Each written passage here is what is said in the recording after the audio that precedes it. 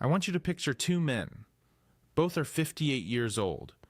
Both live in the same city.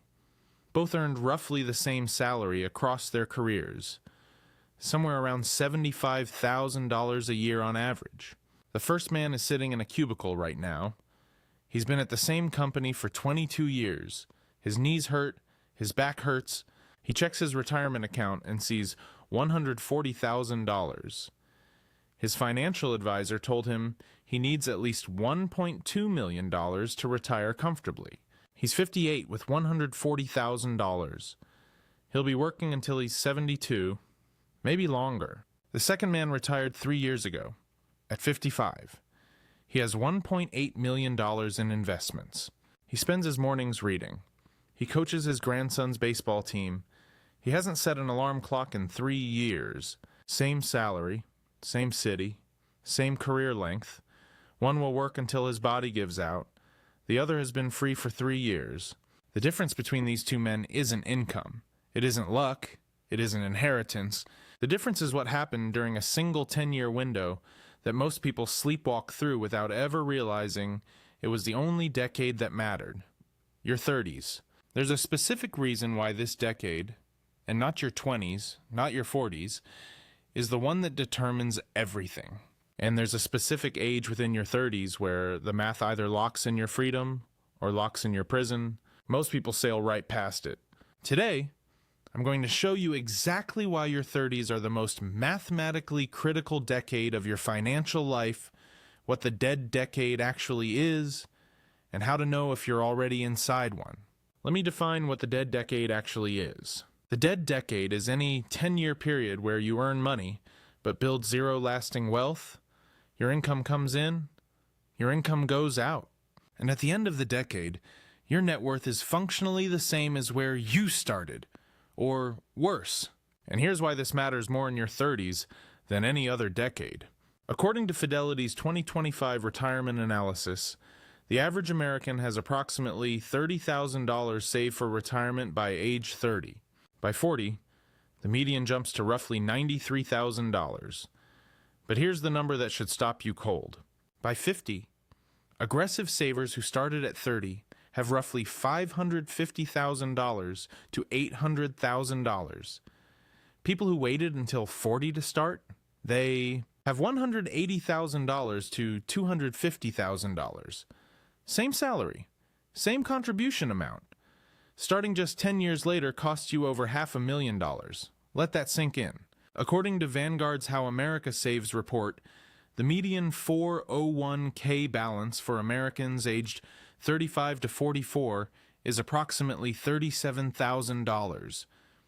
The average is pulled up to around $131,000 by high earners, but the median, the person in the middle, has $37,000. That means half of all Americans in their late 30s and early 40s have less than $37,000 saved for retirement.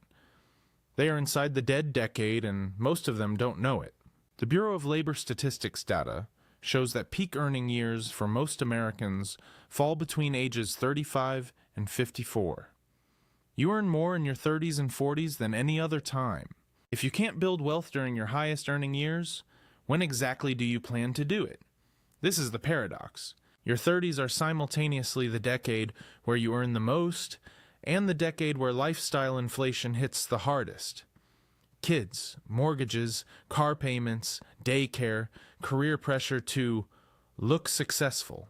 Everything conspires to consume every dollar at exactly the moment those dollars have the most compounding power. Let me show you the specific math that makes this decade so brutally different from every other. Here's the math that nobody shows you in a way that actually hits.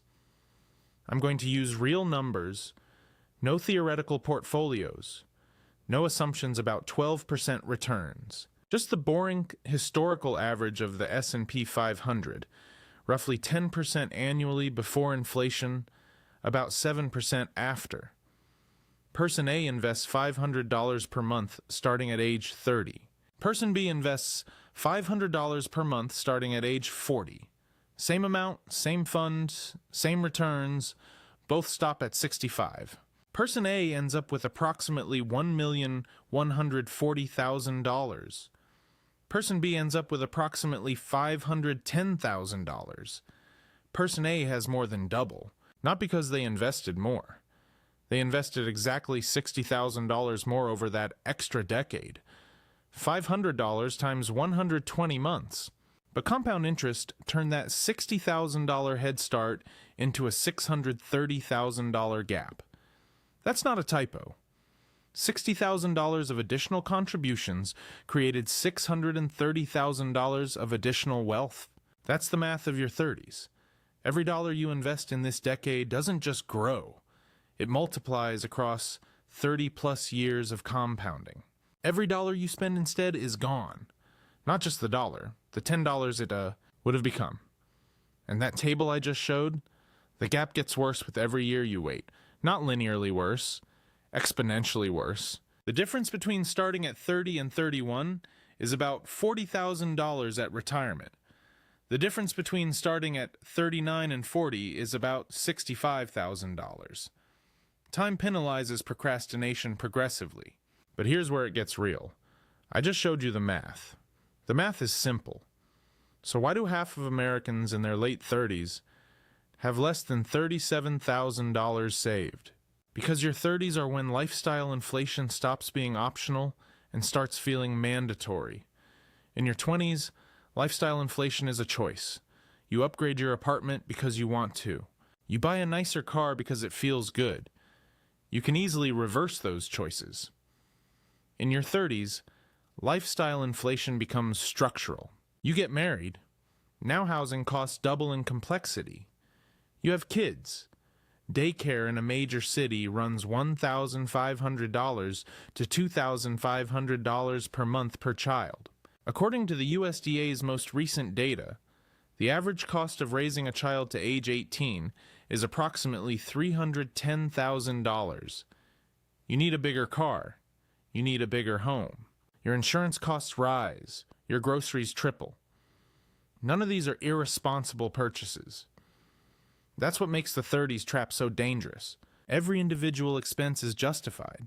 It's all necessary.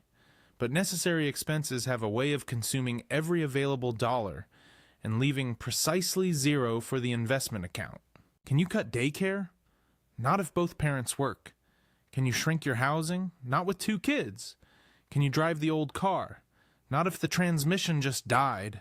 Your 30s don't feel like a choice between spending and saving. They feel like a decade of financial survival. And that's exactly how the dead decade starts. One justified expense at a time. Now here's the lie that keeps the dead decade alive. It's 4 words. I'll catch up later. People in their 30s who aren't investing tell themselves this constantly. Once the kids are in school, once we pay off the house, once I get that promotion, once things settle down. I'm going to say something that might upset some of you, but it's mathematically true. If you haven't started investing by 35, the window for a comfortable retirement is already closing faster than you think. Not shut, closing, every year. After 35 that you delay requires dramatically more money per month to hit the same number. Here's what catching up actually looks like. To accumulate $1 million by 65 at a 7% real return, starting at 25, you need roughly $381 per month. Starting at 30, $524 per month. Starting at 35, $735 per month. Starting at 40, $1,052 per month. Starting at 45, $1,560 per month. See what happened? Waiting from 30 to 40 didn't just double the required contribution. It doubled it. That person telling themselves, I'll start at 40, needs to find an extra $528 per month that they couldn't find at 30. Where exactly does that money come from when your expenses have only gotten larger? But I'm not done yet. The cruelest part? By 40, your peak earning window is already half over. You're not catching up on a longer runway, you're catching up on a shorter one. That's not optimism. That's denial wearing a plan's clothing. There's a specific age within your 30s where the math permanently shifts. I'll show you that exact number in a moment. Let me show you where the money actually goes in a typical 30-something's life, and what each decision really costs in retirement dollars. The average new car payment in America is $734 per month, according to Experian's 2025 auto finance data. That's for a single vehicle. Most households with kids have two. That's $1,468 per month in car payments. If you took just one of those car payments, $734 per month, and invested it from age 30 to 65 at 7%, you'd have approximately $1,270,000. Your car note is a retirement account that you're paying to a dealership instead of yourself. The average American spends $219 per month on subscription services according to C+R research. That's Netflix, Spotify, gym memberships, cloud storage, Amazon Prime, the meditation app you use twice. Over 35 years at 7% returns, that $219 per month becomes approximately $379,000. Your streaming subscriptions are worth more than most people's retirement accounts, and you're paying them so you can watch shows you don't even finish. I'm not saying cancel everything and live in misery. I'm saying know the real price. That $734 car payment isn't $734. It's $1.27 million in retirement value. Make the decision, but make it with both numbers on the table. All right, here's the number I've been building toward. There's a specific point in your investing life where your money starts earning more than you contribute. Financial planners call this the crossover point, but most people have never heard of it, and almost nobody knows their own. Here's how it works. When you start investing, your contributions are doing all the heavy lifting. You put in $500, your returns generate maybe $30. Your money is a baby, you're carrying it, but compound interest is exponential. At a 7% real return, here's roughly when your annual investment gains exceed your annual contributions of $500 per month, $6,000 per year. If you start at 25, your crossover point is around age 39. If you start at 30, your crossover point is around age 44. If you start at 35, your crossover point is around age 50. If you start at 40, your crossover point is around age 57. Look at those numbers. If you start at 30, by 44, your money is earning more in a year than you put in. From that point forward, your wealth is building itself. You're just feeding it. That's financial momentum. That's the snowball rolling downhill. If you start at 40, you don't hit crossover until 57. You get roughly 8 years of self-building wealth before 65. The person who started at 30 gets 21 years of it. That's the difference. Not the contribution amount. The length of time. Your money works harder than you do, and you can only get that length by starting in your 30s or earlier. This is why I call it the dead decade.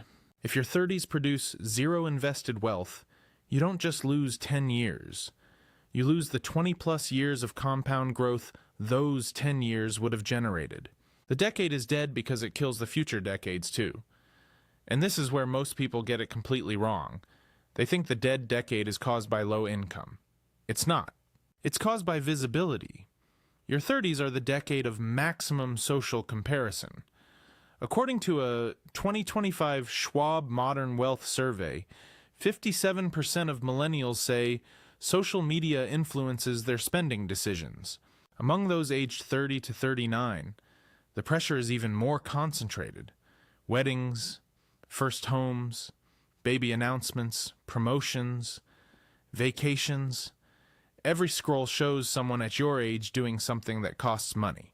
The research from the Federal Reserve Bank of Philadelphia found that when neighbors in a zip code buy expensive cars, surrounding residents are significantly more likely to follow, even when it means taking on debt they can't afford. You're not making financial decisions in a vacuum. You're making them inside a pressure chamber. And the pressure is highest in your 30s because that's when everyone around you is performing successful adulthood at maximum volume. Here's the question nobody asks. What if the people you're comparing yourself to are also inside their own dead decade? What if the couple with the $500,000 house and the 2 new SUVs and the Disney vacation photos also have $22,000 in credit card debt and $0 invested? According to Bankrate's 2025 survey, 27% of Americans have no emergency savings at all. Among households earning $50,000 to $100,000, the median retirement savings is under $60,000. The people who look like they're winning might be losing worse than you. Honest question. Would you rather look wealthy in your 30s or be wealthy in your 50s? I know what I'd pick, but I want to hear yours. Now this is the part nobody talks about. Marriage and kids don't just add expenses, they multiply complexity. A single person making $75,000 has one financial life to manage. A married couple with 2 kids making $150,000 combined has approximately 14 financial lives happening simultaneously, 2 retirement accounts, 2 car insurance policies, a mortgage, a life insurance policy, 2 student loan balances, a 529 college plan, health insurance for 4 humans, dental for 4, a will and trust they've been meaning to set up.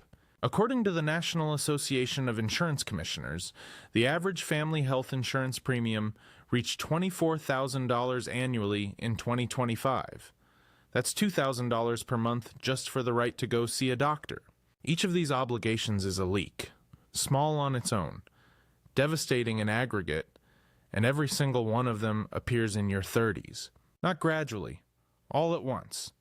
You get married, buy a house, and have a kid within a 3-year window, and suddenly your financial life is unrecognizable from what it was at 28.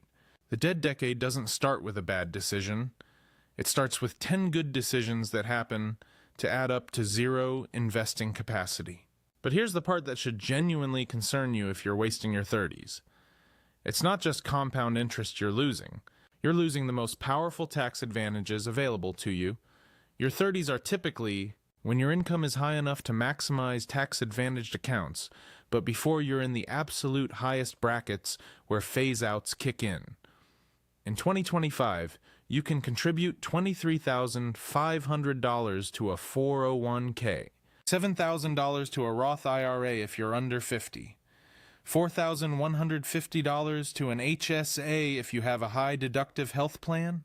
That's $34,650 per year in tax-advantaged space. If you max those accounts from age 30 to 40, you've sheltered $346,500 from taxes. That money grows tax-free or tax-deferred for 25 to 35 years. If you skip your 30s and start at 40, you can never recover that tax-sheltered growth. The government doesn't let you catch up by doubling your contributions. The annual limits are the limits. You can't go back and fill the 401k space you wasted in 2027. That space is gone forever. Every year of your 30s that passes without maxing tax-advantaged accounts is a permanently closed door. Not a delayed door, a closed one. Here's where I need to get uncomfortable with you for a second. Because most people in their 30s have absolutely no idea how much money they actually need to retire. And the number is almost certainly higher than you think. The traditional rule of thumb says you need 25 times your annual expenses. If you spend $60,000 a year, you need $1.5 million. If you spend $80,000, you need $2 million. If you live in a major city and spend $100,000, you need $2.5 million. According to Northwestern Mutual's 2025 Planning and Progress study, Americans believe they need $1.46 million to retire comfortably. But the median retirement savings for all Americans is approximately $88,000. The gap between what people think they need and what they actually have is $1.37 million. And that gap is widest for people in their 30s and early 40s. The exact years when closing it is still mathematically possible. Are you on track? Do you know your number? Do you know what your current savings trajectory looks like at 65? Most people don't, because checking would mean confronting the dead decade, and confronting it means either changing your life or accepting the consequences. Both options are uncomfortable, so most people just don't look. All right, I've shown you the math. I've shown you the traps. Now let me give you the exact framework to exit the dead decade, or prevent one from ever starting. This week, calculate your dead. Decade score? Take your current invested assets, retirement accounts, brokerage, everything invested, divide that number by your annual income. If you're 35 and that ratio is below 1.0, you're inside a dead decade. If you're 30 and it's below 0.5, the decade is starting to die. Write that number down. That's your baseline. This month, automate the first $500. Not after the bills. Not after the groceries. The day your paycheck lands, $500 moves to an investment account before you see it. If $500 feels impossible, start at $200. But automate it. The behavioral research is clear. According to Vanguard, employees who auto-enroll in retirement plans save at rates 3 to 4 times higher than those who must opt in manually. Automation isn't a convenience. It's a behavioral weapon.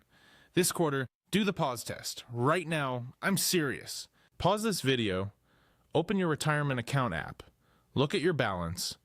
Now open a compound interest calculator. There are free ones everywhere. Put in your current balance, add $500 per month, set 7% returns, and set the end date to when you turn 65. Look at that number. That's your current trajectory. Now change the monthly contribution to $0. Run it again. That's what the dead decade gives you. The difference between those two numbers is the cost of doing nothing for the rest of this decade. Got it? Good. Let's keep going. This year, max at least one tax-advantaged account. If you can't max your 401k at $23,500, at least contribute enough to get the full employer match. That's free money with an instant 50 to 100% return.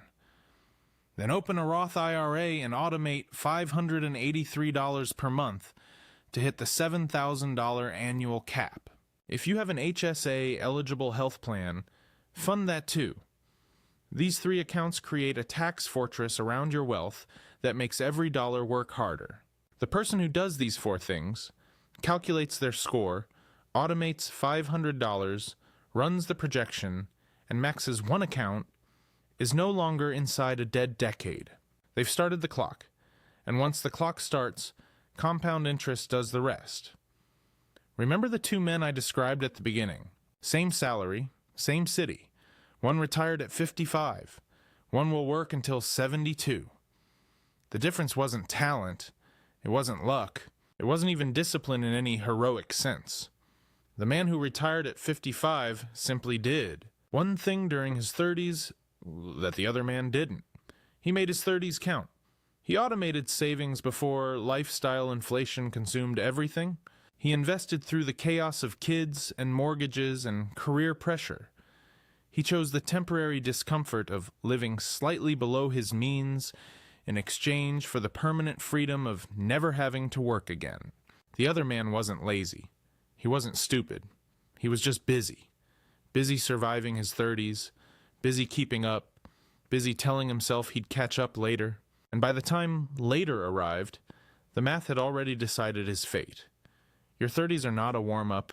They're not a rehearsal. They are the decade where the single most powerful force in finance, compound interest, either works for you or abandons you. And it doesn't give second chances. The dead decade isn't something that happens to you. It's something you allow by doing nothing during the only years that matter most. The math doesn't care about your intentions. It only counts your actions. But here's what scares me more than the dead decade. It's what happens to the money you do save if you put it in the wrong place. There's one specific, safe investment that 60% of Americans trust completely. And it's quietly destroying their returns every single year. I broke down the math on that right here.